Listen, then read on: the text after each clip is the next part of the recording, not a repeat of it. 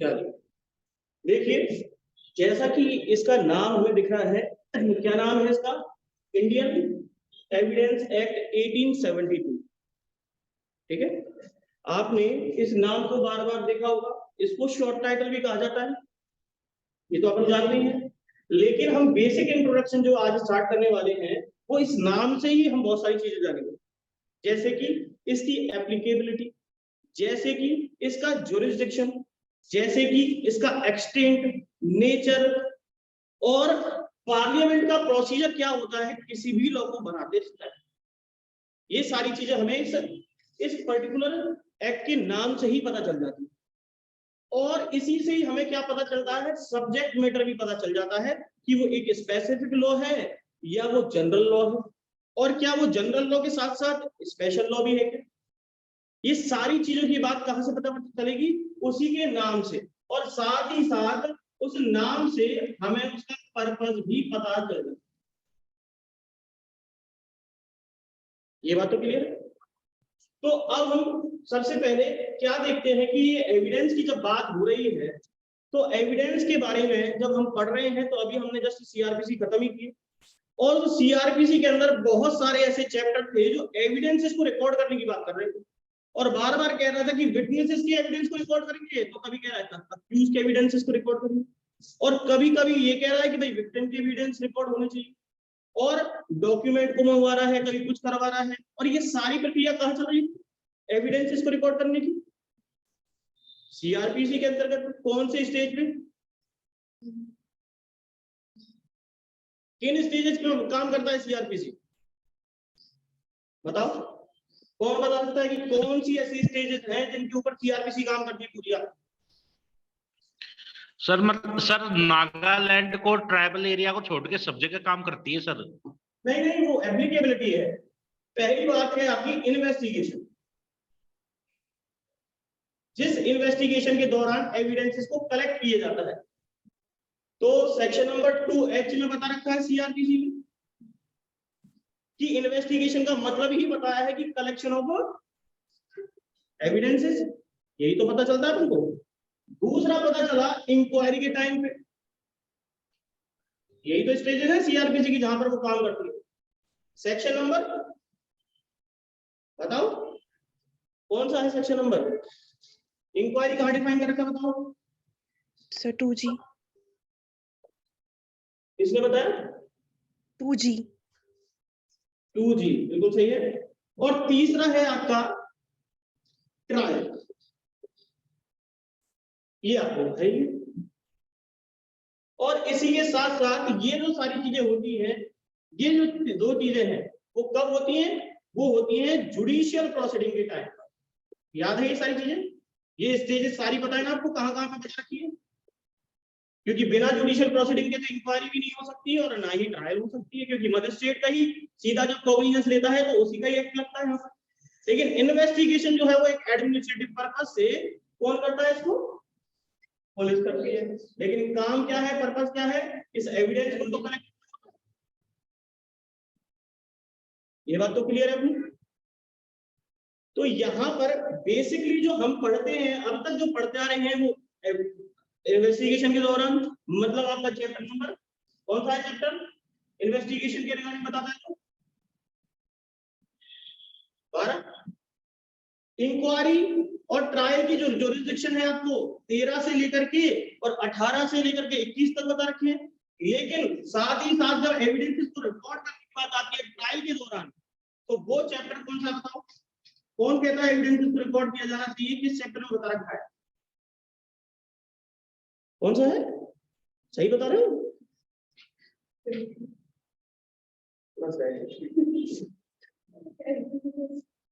बिल्कुल सही बताया है, लेकिन थोड़ा सा गड़बड़ है। 23 चैप्टर नंबर 23 पढ़ते हो ना? विटनेसेस के एविडेंस को रिकॉर्ड करना ट्रायल के टाइम पर, सेशन ट्रायल के अंदर कैसे रिकॉर्ड किया जाएगा, और जो आपके वारंट ट्रायल है उसमें कैसे एविडेंस को रिकॉर्ड किया जाएगा, वो सारी प्रक्रिया जो है आपको इस सेक्शन में बताई हुई। पता है ना कौन से सेक्शन से कवर करता है ये? 270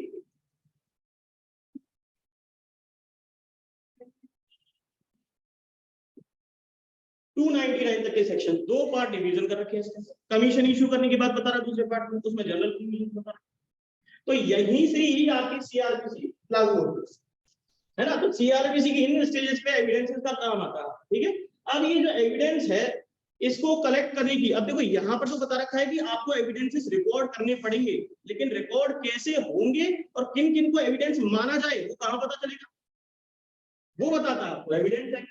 तो ये जो बात बताएगा आपको कि एविडेंस क्या होता है, उसको कौन बताएगा आपको, यही टर्म बता के चलेगा इंडियन एविडेंस है कि एविडेंस क्या है। उसको डॉक्यूमेंट के फॉर्म में माना जाए, ओरल माना जाए, किसी एक्सपर्ट की सहायता लेनी है क्या किसी डॉक्यूमेंट को जानने के लिए, किसी स्टेटमेंट, जैसे कि इन्वेस्टिगेशन के टाइम पर आप पता है क्या क्या चीजें होती है, यहाँ पर स्टेटमेंट रिकॉर्ड किए जाते हैं, एडमिसिबिलिटी के बारे में पता चलता है और कन्फेशन के बारे में पता चलता है। तो ये सारी चीजें अभी पता चलती है सीधे। तो ये सारी प्रक्रिया जो है, इसका मतलब ये सीआरपीसी का ही एक भाग हो गया है क्या नहीं, सीआरपीसी का पार्ट है ना ये। तो हमें ये भी पता चल गया कि एक तरीके से ये क्या है, सीआरपीसी का पार्ट है, पार्ट ऑफ द सीआरपीसी। क्योंकि सीआरपीसी के टाइम पर जो मजिस्ट्रेट होते हैं वो इस एविडेंसेस का यूज करते हैं, तो फिर उसी टाइम पे आ रहा है, तो फिर इसको भी हम क्या मान रहे हैं, सीआरपीसी क्या है हमारा, प्रोसीजर। तो ये प्रोसीजर का एक पार्ट हो गया कि नहीं हो गया, तो ये प्रोसीजरल लॉ भी हो गया कि नहीं हो गया। तो आपको पता चल गया प्रोसीजरल लॉ के बारे में। तो यहां तक तो मेन हो गई बात सीआरपीसी के रिगार्डिंग, लेकिन एक और चीज समझनी है हमें यहाँ पे, दूसरी बात है यहाँ पर सीपीसी के रिगार्डिंग। सीपीसी सिविल प्रोसीजरल, यहाँ पर भी तो एविडेंसेस की जरूरत पड़ती है कि नहीं पड़ती। तो यहाँ पर भी सेम उसी तरीके की बात चल रही है, एविडेंसेस की जरूरत पड़ती है, तो यहाँ पर भी एविडेंसेस चाहिए। तो एविडेंस कहाँ से मिलेंगे, कैसे होंगे, कौन बताएगा। फिर ये कहता है कि भाई इंडियन एविडेंस एक्ट है हमारे पास एक जनरल लॉ जो हर चीज के बारे में कवर कर रहा है, लेकिन ये एग्जॉस्टिव नहीं है। क्या नहीं है, एग्जॉस्टिव नहीं है, ये अपने आप में कंप्लीट नहीं है। क्यों नहीं है, क्योंकि एविडेंस रिकॉर्ड करने की बात कुछ तो सीआरपीसी में भी बता रखी है, ऐसा है कि नहीं, कुछ सीपीसी में भी बता रखी है कि नहीं, कुछ लिमिटेशन एक्ट में भी बता रखी है। तो फिर पूरा कहां से हुआ ये, जबकि सीआरपीसी पढ़ते हैं तो क्या पढ़ते हैं, वो अपने आप में ही एग्जॉस्टिव है। अच्छा ये बताओ, एग्जॉस्टिव है ये कौन सा सीआरपीसी का प्रोविजन कहता है, कहां से पता चलता है कि सीआरपीसी का जो लॉ है वो अपने आप में एग्जॉस्टिव है, और हिंदी में इसको कहे तो अजीत जी परिपूर्ण कहते हैं, कंप्लीट, अपने आप में पूर्ण है, जो जिसको किसी और एक्ट की सहायता की जरूरत नहीं पड़ती है उस पर्टिकुलर सब्जेक्ट मैटर के।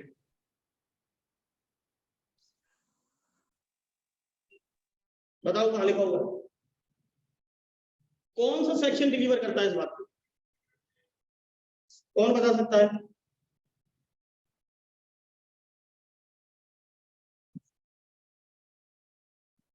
अभी कल ही पढ़ाया था शायद मैंने, तब मैंने उसको बताया नहीं क्योंकि मेरे को आज पूछना था, क्योंकि सीधा सीधा लिंक था उसका, कल ही पढ़ाया था सेक्शन में, और वहां पे बताया, जिक्र करा था मैंने सीआरपीसी का, ध्यान दिया हो तो आप लोग। सर इंक्वायरी के बाद में जो सेक्शन 2, इसमें ब्रैकेट में क्या लिखा हुआ है, जीए 9 है, क्या है ये, section number 2G। Okay sir. अच्छा जुडिशियल प्रोसीडिंग का भी लिख लो बगल में, 2I, यही है क्या, बताओ जल्दी जल्दी बताओ भाई, इतना टाइम मत करो। मलय जी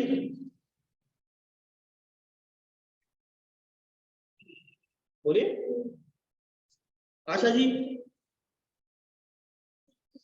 बताओ जल्दी बताओ, नहीं पता, मैंने कल So maybe inherent powers. किसने बताया ये, Sashila. बहुत बढ़िया। इनहेरेंट पावर के बारे में बता रखा है, वही इसका मेन चीज है, क्योंकि जब कह रहा है कि सीआरपीसी में भी कभी कोई चीज नहीं मिल पा रही है लिखने के लिए, पढ़ने के लिए, तो फिर उसको एग्जॉस्टिव बनाने का काम कौन करता है, हाई कोर्ट करता है, और वो हाई कोर्ट कहां से करता है, इनहेरेंट पावर से करता है। Inherent power of the high court under section number, So 482. Section number 482, very good, बहुत बढ़िया। सेक्शन नंबर 482 के अंदर ही इनहेरेंट पावर एग्जॉस्टिव बताता है। वहां पे पढ़ा था ना कि जब जस्टिस सीआरपीसी के अकॉर्डिंग मिल ही नहीं पा रहा हो, जब सब चीज फेल हो रही हो और आपकी एफआईआर भी दर्ज नहीं कर रहा कोई, तो फिर कौन काम करता है वहां पर? हाई कोर्ट के पास जाओ, वो हाई कोर्ट आपके मैटर को सुनेगा, क्योंकि उसके पास पूरी की पूरी पावर है। और एंड के मिसलिनियस प्रोविजन में इस बात को कहा, क्योंकि उसको और कहीं कहने की जरूरत ही नहीं पड़ी। क्लियर है चीज? चलिए, तो यहां तक तो हमने बेसिक बेसिक चीजों को समझ लिया है कि ये कहाँ काम आता है, जैसे कि सीपीसी पे भी डील करता है, सीआरपीसी पे भी डील करता है और कैसे करता है, लेकिन ये एग्जॉस्टिव नहीं।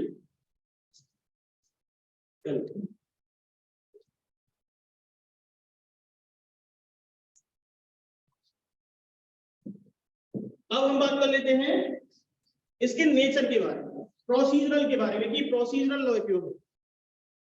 तो आपको पता हो रूल ऑफ लॉ को हमने दो डिवीजन में बांट रखा है।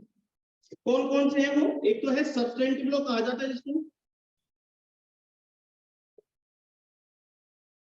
है कि नहीं, और दूसरा कहलाता है एडजेक्टिव लॉ।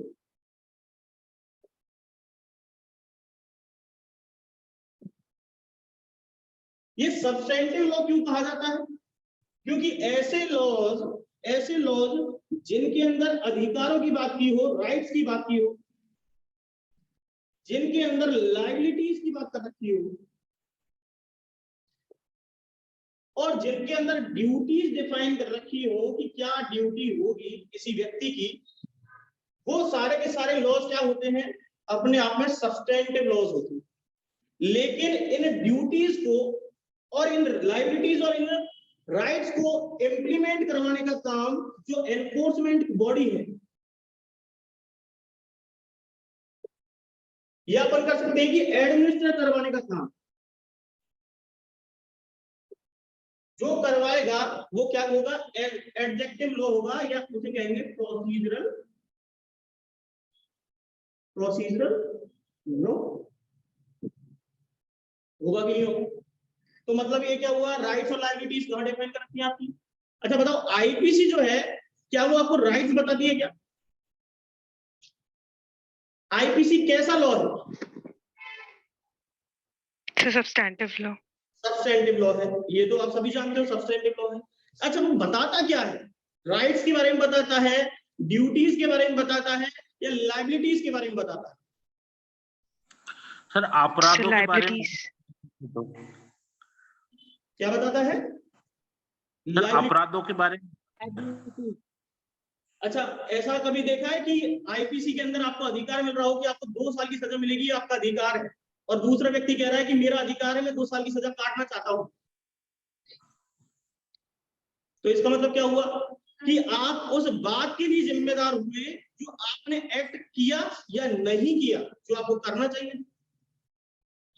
एक्ट और ओमिशन के बारे में पढ़ते हैं ना सेक्शन नंबर 33, तो वहां पर इसके बारे में एक्ट और ओमिशन की बात कही, और साथ ही साथ क्या बता दिया कि वो लायबिलिटीज अराइज करता है, ना तो राइट्स डिफाइन करता है और ना ही ड्यूटीज बताता है।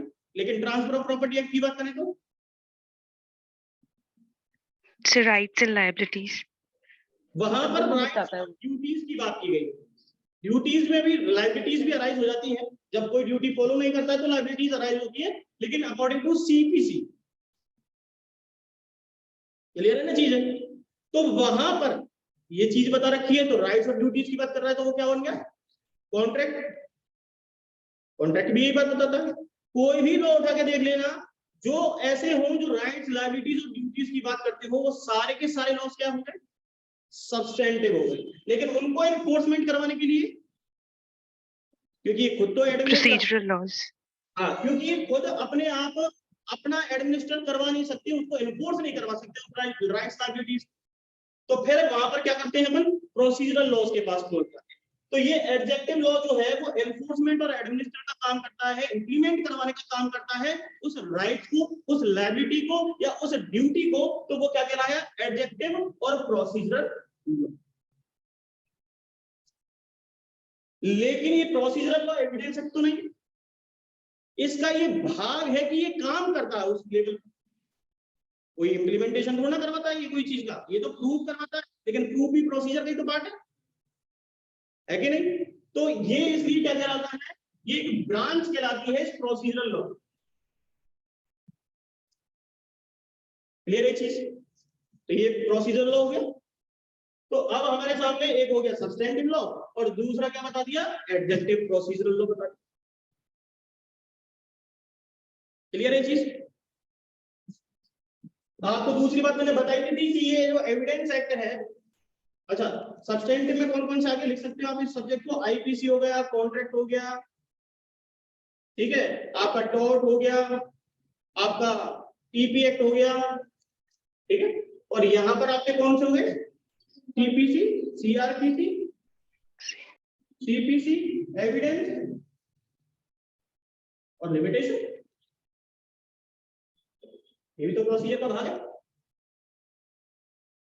अब ये बात आपके सामने आ चुकी। अब मेनली यहाँ पर हम एक और चीज देखते हैं सिविल और क्रिमिनल के बारे में, कि इसका नेचर जो है, सी एविडेंस जो एक्ट है वो किससे डील करता है, नेचर कैसा है इसका, क्या ये दोनों से डील करता है, क्या सिविल से भी करता है और क्रिमिनल से भी। तो यहाँ पर भी हमें कोई दिक्कत नहीं, ठीक है। तो इसकी कुछ मेन बातें हो रही है। अब हम इसके नाम के बारे में भी डिस्कस कर लेते हैं, ठीक है। तो हमें ये सारी चीजें पता चल गई है। एक इसके बारे में ये क्या है, लॉ लेक्स कोरी भी कहलाता है। एविडेंस एक्ट क्या कहलाता है अपने आप में, लेक्स कोरी कहलाता है, लॉ ऑफ द फोरम। क्या बोलते हैं इसे, law of the forum. Forum का मतलब यहाँ पर प्लेस से है, वो प्लेस कौन सा होगा, कोर्ट होगा, जहां पर किसी एक्शन को लाया जाता हो तो वो अपनी कार्यवाही करता है अपनी प्रक्रिया के अनुसार। तो लॉ ऑफ द फोरम में कौन से आ गए, कोर्ट में कौन कौन सी चीजें यूज होती है, सीआरपीसी को यूज करता है, वो सीपीसी को यूज करता है, वो एविडेंस एक्ट को यूज करता है। ये सारे के सारे क्या कहलाएंगे उस केस में, लॉ ऑफ द फोरम हो गए ना, लेक्स कोरी। आप इसके लिए लिख सकते हो which means law of the place where the proceeding is being taken, law of the place where the proceeding is being taken। Clear है जी? अब हमें इसके बारे में और चीज देखनी है, इसके नाम के बारे में। जैसा कि इसके आगे क्या लगा हुआ है, इंडियन लिखा हुआ है, तो इंडियन एविडेंस एक्ट बना है, तो इंडियन का क्या मतलब होगा, ये इंडिया की ऊपर एप्लीकेबल करने की बात कर रहा है। तो इंडियन का मतलब क्या है, ऑल इंडियन सिटीजन की बात कर रहा है कि नहीं, सारे जितने भी सिटीजन है हमारे इंडियन सिटीजन उनकी बात कर रहा है। तो ये कहाँ रहते हैं, टेरिटरी कहाँ बता रखी है, सारे थे इंडियन सिटीजन इंडिया में रहेंगे। तो फिर ये इंडिया को डिफाइन कर रहा है, और इंडिया को कहाँ डिफाइन किया गया है, इंडिया का मतलब क्या है, दैट इज भारत। कहाँ डिफाइन कर रखा है इसे, संविधान के अनुच्छेद 1 में, बिल्कुल आर्टिकल 1 के अंदर डिफाइन कर रखा है कि इंडिया क्या है। तो इंडिया की टेरिटरी की बात कर रहा है, तो इसने क्या बताया वहां पर, भारत का मतलब इसने बता दिया 28 स्टेट। आज के टाइम पे क्या है, टोटल 28 स्टेट हो गए कि नहीं हो गए। यूनियन टेरिटरी कितनी है हमारे पास, यूटी, 8 यूटी रह गई, पहले 9 थी, और अब 2020 में अमेंडमेंट आ गया। देखो लिख लो इसके बगल में, 26 जनवरी 2020 के अंदर एक लेटेस्ट अमेंडमेंट आया है, जिससे पहले 9 थी, और वहां पर जो दादर नागर हवेली थी उसके साथ दीव दमन को मर्ज कर दिया उन्होंने, क्योंकि छोटी छोटी एरिया थी, तो उनको क्या कर दिया, एक साइड एक फोरम पे लिया है और उनको मर्ज कर दिया। और अब कितनी रह गई, 8 यूनियन टेरिटरी रह गई, यूटी कहते हैं।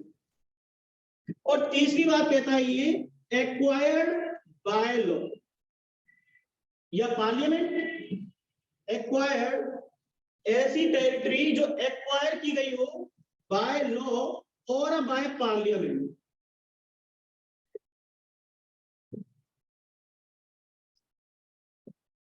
तो बताओ ऐसी कौन सी टेरिटरी हमारे पास आज के टाइम में कोई है क्या? सारी हमारे कब्जे में ही। पहले गोवा था, गोवा को भी हमने अब स्टेट में कन्वर्ट कर दिया। उससे पहले अपने पास बहुत सारे स्टेट आए थे। कौन सा आया था? हैदराबाद आया था, उसको भी मर्ज कर दिया हमने। तो अब कुछ है ही नहीं हमारे पास एक्वायर्ड। तो सब स्टेट और यूटी बना दी तो कुछ बचा क्या हमारे पास? लेकिन ये फिर भी क्या लिखे होगा कि इंडिया के अंदर वो टेरिटरी भी इंक्लूड होती है जो कि पार्लियामेंट ने अपने लॉ के तहत एक्वायर की हो। लेकिन इसी को इसने क्या कह दिया कि यही हमारा क्या है? इंडिया है। तो फिर इसने क्या कह दिया? इंडियन एविडेंस एक्ट का मतलब क्या हो गया कि पूरा का पूरा। लेकिन आज से 200 साल, 100 साल, 150 साल पहले की बात है, जब ये 1872 का लॉ आया था, तो हमारे पास कोई एविडेंस एक्ट के नाम की चीज थी क्या? एविडेंस में प्रूफ तो होते थे, जैसे हिंदू और मुस्लिम चलते थे उस टाइम पे, और भी जो लॉज चलते थे उनमें अलग अलग जगह पर अलग अलग कानून थे कि नहीं? हर जगह अलग अलग कानून थे और अपने अकॉर्डिंग वो चला रहे थे। कहीं पर रियासत थी तो वो अपने अकॉर्डिंग एविडेंस मंगवाती थी। जैसे आपने तानाजी को दिखाओ, तेनाली रामन, उसमें उसका काम ये होता है कि वो एविडेंसेस लाके प्रूव करवाता, और वो भी तथ्य और फैक्ट के अकॉर्डिंग, और बिल्कुल साइंटिफिक प्रूफ, हर तरीके की चीजें लेके आता है उसमें, और शास्त्रों के अनुसार वो कार्य करता है। देखा होगा आपने तेनाली रामा कभी? सर कॉमेडियन शो है, लेकिन उसमें वो चीज दिखाई गई है। तो अब वहां पर एविडेंस एक्ट उस टाइम पे ऐसे काम करता था, मुंह जबानी चलती थी सारी बातें, कोई लिखा पढ़ी तो होती नहीं थी। लेकिन लिखा पढ़ी क्या, सबूत भी उस टाइम पे भी सबूतों को तो मांगा जाता था। तो अब वही चीज है कि उस टाइम पर हमारे पास कोई सिस्टमेटिक वे नहीं था, और इस चक्कर में हमारे पास कोई कंसोलिडेशन नहीं।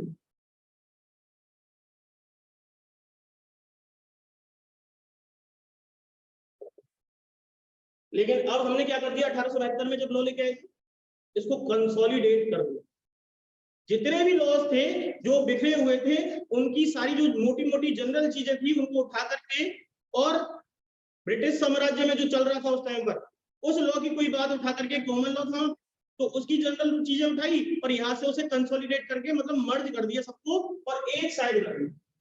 तो आप जब पढ़ते हो लॉज को तो वहां पर लिखा आता है कहीं कहीं पर कंसोलिडेशन। तो कंसोलिडेट उस टाइम पे भी, और आज भी अगर कुछ करना होगा तो कहां जोड़ेंगे? इसी इंडियन एविडेंस एक्ट में जोड़ देते हैं। और इसी के साथ साथ जो अभी जो मेनली आपके इंडियन एविडेंस एक्ट के अंदर जो अमेंडमेंट हुई लेटेस्ट, वो 2013 में और 2018 में हुई।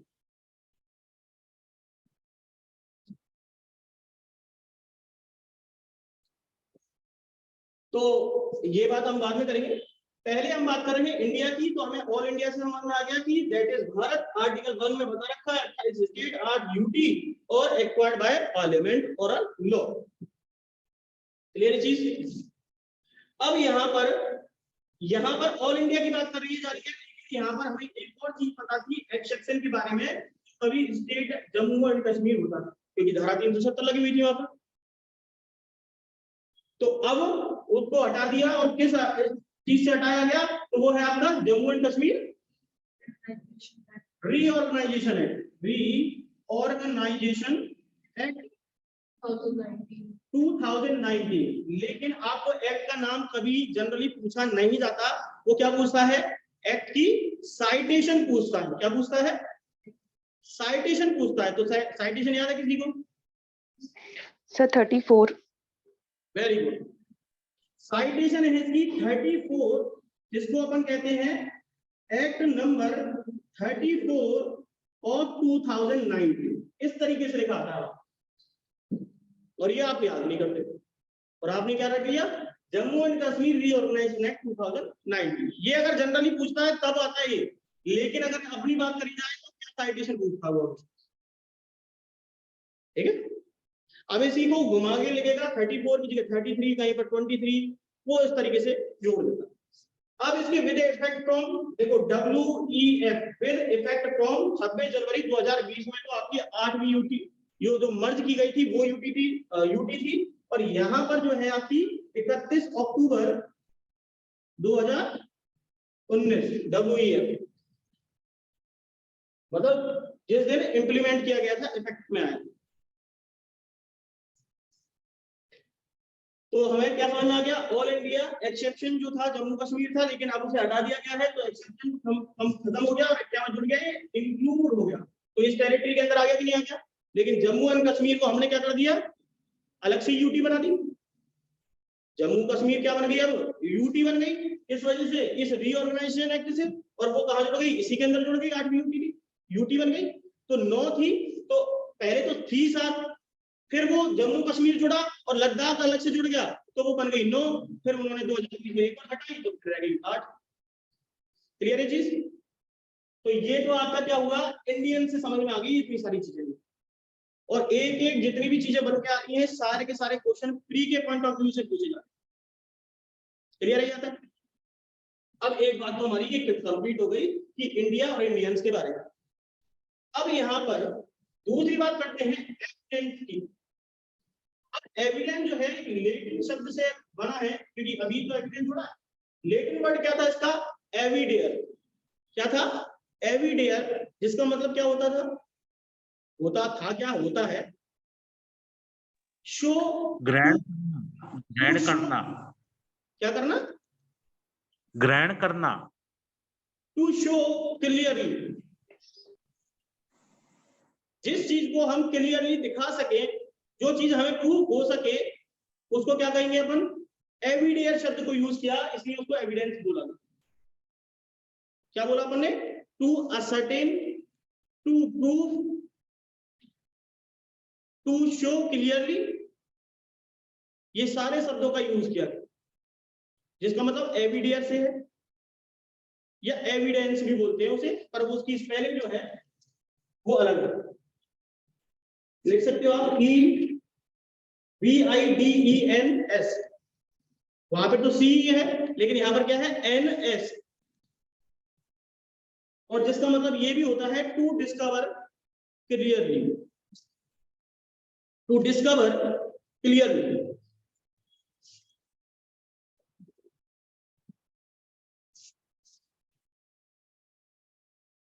अब यहां तक एविडेंस भी समझ में आ गया होगा, एविडेंस क्या है, तो एविडेंस के बारे में पता चल गया, और ये पर्पस भी पता चल गया एविडेंस क्या है, क्योंकि हम पहले भी देख चुके हैं एविडेंस के बारे में कि क्या क्या चीजें बता रहे हैं। तो हमें यहाँ पर एविडेंस के बारे में भी पता चल गया कि इसका मतलब हो गया कि टू प्रूव और टू शो क्लियर।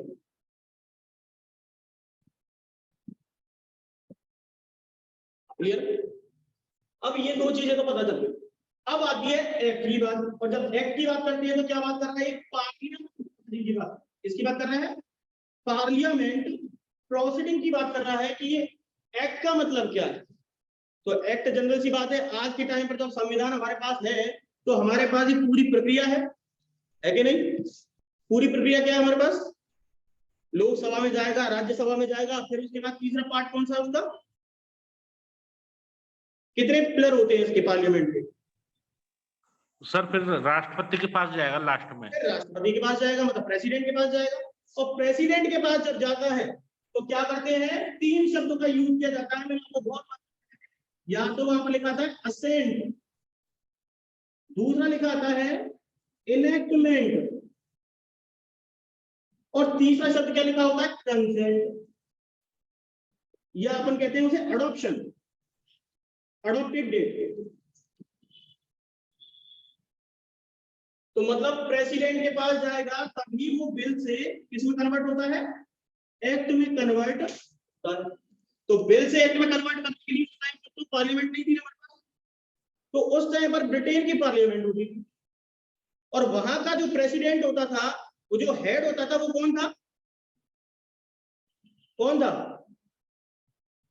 क्राउन होता था, sir governor general, governor general होता था हमारे यहाँ का, क्योंकि हमारे यहाँ पर लॉ है, तो यहाँ के लिए उन्होंने एक एक व्यवस्था बना रखी थी, जैसे आज पार्लियामेंट है, उस टाइम पर एक उनका एडमिनिस्ट्रेटिव लेजिस्लेशन होता था जो इस काम को करता था, इंपीरियल लेजिस्लेशन कहते हैं इसको। उनके द्वारा उसको लाया गया, बिल पेश किया गया, और साथ ही साथ उसकी जो कमेटी थी उसने ऐसा करा। लेकिन पहली बार जब 1800 इस एक्ट को 1868 में रखा गया, फेल हो गया, क्योंकि इसके अंदर काफी सारी डेफिशिएंसीज थी, बहुत सारी कमियां थी, जिसकी वजह से इसको क्या कर दिया उन्होंने, मना कर दिया, कह रहे हैं कि हम इसको नहीं पास कर सकते क्योंकि इसके अंदर बहुत सारे फेलियर थे। फिर उसके बाद आपको पता हो तो 1871 के अंदर आपके सर स्टीफन नाम के व्यक्ति हुए। कौन हुए?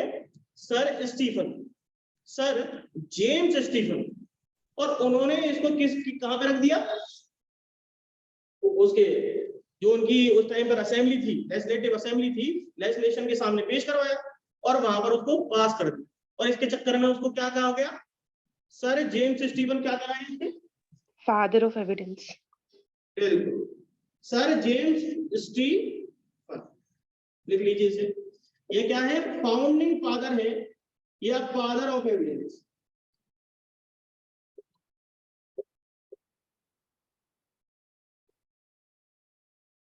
और आपको पता ही है, अब ये एक्ट गवर्नर जनरल के थ्रू कंसेंट मिल गई इसको, और ये साथ 1872 की बात हो रही है, तो बिल पेश किया गया, तो बिल को रखा गया है तो टाइम तो लगता ही है ना, सब पढ़ने में, सुनने में, डिस्कशन होता है।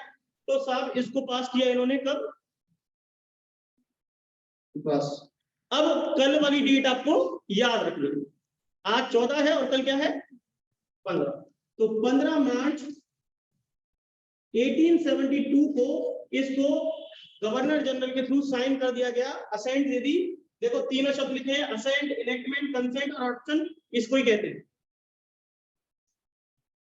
और तीसरा शब्द है एनफोर्समेंट। कमेंसमेंट कब हुआ है? तो आपको पता हो इंडियन कॉन्ट्रैक्ट एक्ट कब पास हुआ था? बहुत लोगों ने पढ़ लिया इंडियन कॉन्ट्रैक्ट एक्ट।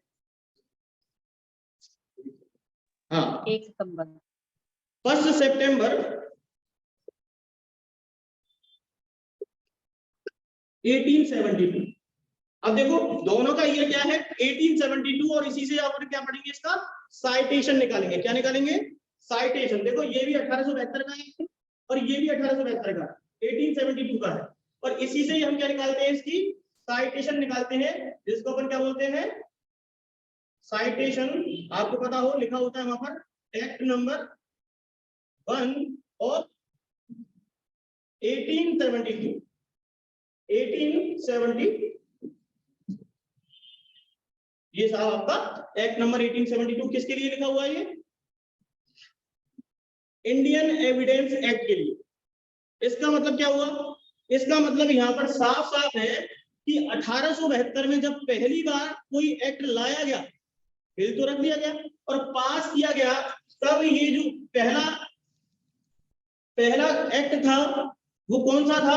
पहले नंबर का एक्ट जो था वो इंडियन एविडेंस एक्ट, उस ईयर का 1872 का सबसे पहला एक्ट कौन सा था? इंडियन एविडेंस एक्ट था। तो इसलिए क्या लिख दिया कि एक्ट नंबर 1872 में जो सबसे पहला एक्ट पास हुआ था वो 1872 का इंडियन एविडेंस एक्ट। तो यहाँ पर इसलिए लिख दिया एक्ट नंबर 1 ऑफ 1872। और ये बहुत बार प्री में पूछा जा सकता है, अब यहीं से नहीं पूछा जाता, ये हर जगह से, हर लॉ के अंदर से कहीं ना कहीं से पूछ लिया जाता है। दूसरी बात आती है आपकी, जब अभी हम बात कर रहे हैं इंडियन कॉन्ट्रैक्ट एक्ट की, क्योंकि वो 1 सितंबर को हुआ है। सर ये साइटेशन इतनी इंपॉर्टेंट क्यों है? साइटेशन जो होती है वो एड्रेस बताती है उसकी। क्या बताती है? एड्रेस बताती है। जैसे कि किसी केस के बारे में समझो, कोई भी केस होता है उसका साइटेशन होता है कि नहीं होता? उस केस का साइटेशन जो होता है वो क्या है? उसका एड्रेस। कि आप अगर उस ईयर को और उस चीजों को डाल दोगे तो आप उस जजमेंट को ढूंढ सकते हो कहीं से भी निकाल के। कर सकते हो कि नहीं कर सकते? ऐसे ही सेम इसके लिए भी क्या कर रखा है इन्होंने? एक सिस्टमेटिक वे। और इसलिए इसको एक्ट नंबर 1 ऑफ 1872 आज से नहीं चला रहा, बहुत पहले से चला रहा है। इसलिए आज भी उस सिस्टमेटिक वे को लिया गया। और आज भी जो एक्ट बनते हैं उनके लिखा था नहीं आता उस ईयर में कौन से नंबर का एक्ट है। तो ये मायने तो कुछ नहीं रखता, लेकिन ये पूछा जाता है इसलिए इंपॉर्टेंट है। क्लियर है चीज? अब यहाँ पर 1872 के बारे में पता चल गया, लेकिन हमने बात करी 1 सितंबर को हमारे पास इंडियन कॉन्ट्रैक्ट एक्ट भी आया हुआ है। तो सेम एक ईयर में आया ना, तो पहले नंबर का तो ये हो गया। तो फिर इंडियन कॉन्ट्रैक्ट एक्ट कौन से नंबर का है? यही बात आपको याद रखनी है। एक्ट नंबर है इंडियन कॉन्ट्रैक्ट एक्ट का, एक्ट नंबर है 9 ऑफ 1872। क्लियर है? तो यहाँ पर ये भी बात आपकी क्लियर हो गई। तो आपको इस एक्ट से, इस एक्ट के नाम से, इंट्रोडक्शन से बहुत सारी चीजें समझ में आ गई। एक तो आया इंडियन, इंडियन से एप्लीकेबिलिटी और जुरिसडिक्शन के बारे में पता चल गया कि पूरे इंडिया में लागू होता है। दूसरा है एविडेंस, एविडेंस का मतलब समझ में आ गया। तो ये एविडेंस क्या है कि एविडेंस क्या है, कैसा लॉ बन गया ये? सब्सटेंटिव प्रोसीजरल लॉ है। दूसरा क्या है? एविडेंस क्या है? पर्पस है, स्पेसिफिक सब्जेक्ट मैटर बता रहा है। तो क्या बन गया ये? स्पेसिफिक लॉ बन गया। और दूसरा क्या बन गया? क्या ये पर्टिकुलर एरिया में लगता है? क्या लोकल लॉ है क्या ये? तो इसका मतलब स्पेसिफिक लॉ तो है ही, साथ में ये जनरल लॉ भी है। ये पूरे एरिया के ऊपर लागू होता है, मतलब होल ऑफ इंडिया के ऊपर, किसी पर्टिकुलर टेरिटरी के लिए काम नहीं करता ये। लोकल लॉ का मतलब समझते हो ना? लोकल लॉ और स्पेशल लॉ कहाँ डिफाइन कर रखी है आपकी? Sir IPC. आईपीसी में कौन सा सेक्शन है? सेक्शन नंबर 41 और 1 and 42। बिल्कुल, सेक्शन नंबर 41 और 42 के अंदर साफ साफ बता रखा है कि स्पेशल लॉ किसको कहते हैं और लोकल लॉ किसको कहते हैं। तो हमको इतनी सारी चीजें यहीं से पता चलती हैं इंडियन एविडेंस एक्ट 1872 से, और यही की यही आपको साइटेशन भी पता चल गया है। क्लियर ये चीज? यहाँ तक कोई डाउट हो किसी को तो पूछ सकता है। इसकी अब इनकी क्या पब्लिकेशन डेट बहुत पहले है ना, तो पब्लिकेशन डेट नहीं पता नहीं होती। अब जो नए एक्ट आते हैं उनकी पब्लिकेशन तो हम हाथ के गजट से निकाल लेते हैं।